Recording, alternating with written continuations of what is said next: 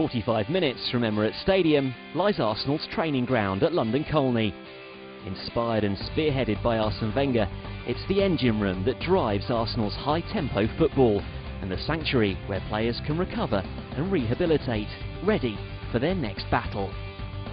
11 years ago, Sean O'Connor came to Arsenal to oversee the design and build of the area, and today he's here to show us around in part one of our look at Arsenal's training ground. My job as a facilities manager really started when planning permission was granted for the new facility. We used to train in our premises just next door, UCL Sports Ground. Arsenal, in the very early days, realised there was a need for our own training facility. Lucky enough, that happens to be next door. My job really was to put a budget together, put a staffing level together, and give them the infrastructure and the backup they would need to support a facility this big. So we had to go abroad to Germany, France, Italy to pick up as many ideas as we could and pull them together with our own coaching staff's ideas and the managers, of course. It took the club about 18 months to complete the building work. The original down payment was about 10.5 million.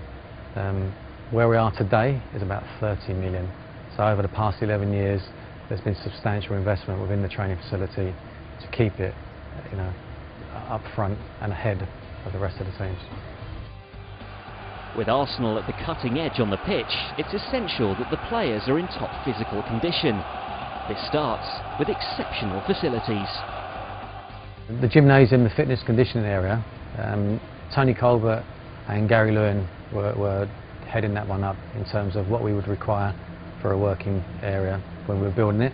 The gym is well spec'd out, it's a good fitness conditioning area, very large and all on sprung floors, so any circuit training they do or anything, the absorption for their knees and their ankles. We've been able to make some changes to the wet area, to the aquatic area. We now have a new jacuzzi going in place and a new ice bath. Both of them basically are larger, bigger to deal with more groups of players at a time than we were with before. Same swimming pool that we've always had with a movable floor. That's been one of probably the biggest things ever to come into the club, to be able to change the depth of the pool, change the resistance for swimming or running, height of the guy, weight of the guy, completely different. Leading edge, I would say, in this country when we did that. And people are still taking that on board now, still doing that.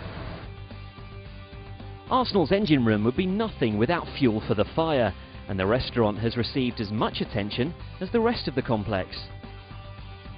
The restaurant, it's very large. When I first did the budgets for the training ground, we had probably 70 to 80 people at the training facility.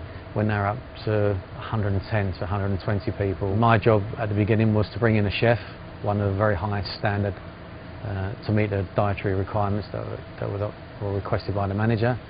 At London Colney, the youth and reserve dressing room is alongside that of the first team, and although the walk is short, the journey is long.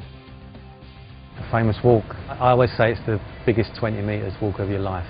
When a player comes out of the reserve team change room and he's reached that stage where he's gone through as far as he can go with the reserves, you either turn left and go towards the first team, or you go straight ahead out the front door. A lot of pictures we have in that corridor are of wonderful moments for the club, and we like the players to see those and aspire to those and think maybe one day that could be them. And then there's also the pictures of themselves. There are 3 pictures on the wall there, and each player as he moves through to the first team gets pride of place to hang on the wall. And Wojciech will be the latest player to go up on the wall from last year. He'll be the newest one to join, and I suspect Francis Coquelin will probably be the next now. Sean and his team at London Colney have left no stone unturned in their quest for perfection, and the rewards are there for all to see.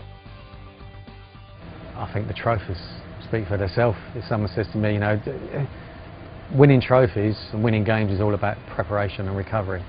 And when you come up with a facility like ours to be able to prepare right for a game, I think that showed. I think that showed on the field. The fact that players could train and recover to the standard that we can provide here was the first very big step that put us on the ladder to move forward to where we are today. The training ground is the foundation stone in Arsene Wenger's empire at Arsenal, and we'll continue our exclusive look on next week's show.